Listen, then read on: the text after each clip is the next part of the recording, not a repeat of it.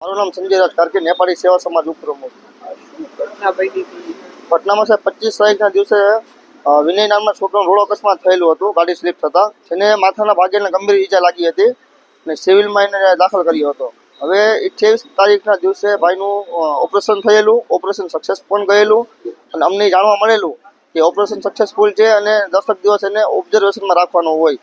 અને એના રાતના દિવસે જ્યારે બ્લડની અમે ડૉક્ટરે બ્લડ મંગાવેલું હતું અને બ્લડ માટે અમે અલગ અલગ ગ્રુપમાં અલગ અલગ પેજમાં અમે વાત કરેલી બ્લડની અમારે જરૂર હોય. તો જેમાં બ્લડ તો જમા થઈ ગયું હતું અને સમથિંગ 2 બોટલ જેવી બ્લડ ઘટતી હતી.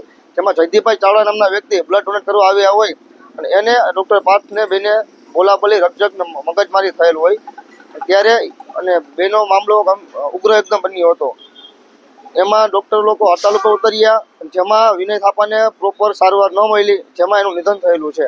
માંગ આમાં ચોક્કસ તપાસ થવી જોઈએ, મેડિકલનો ચોક્કસ તપાસ થવી જોઈએ, મૃતકને ન્યાય મળે એવી અમારી માંગ છે. આ લોકોની હડતાલમાં આ લોકોને ખરેખર પ્રોપર બેદરકારી કહેવાય. એ લોકોની હડતાલ બીજા લોકો સાથે એમાં કોઈ પણ દર્દીનો વાંક ન હોય. દર્દી અત્યારે દાખલ પરિસ્થિતિમાં ક્રિટિકલ કન્ડિશનમાં હોય, એમાં એને ધ્યાન દેવું જરૂરી હોય અને એનું એમાં ધ્યાન નહોતા. વિનય જવાનું આની પહેલાં પણ ઘણીવાર અમે સાંભળેલું હોય કે આ લોકોની બેદરકારી અવારનવાર સિવિલમાં આવું બનતું રહે. સરકારને અપીલ એ છે અમારી કે આમાં યોગ્ય તપાસ થાય, યોગ્ય ચકાસણી થાય અને એની ઉપર ટોટલી એક્શન લેવામાં આવે.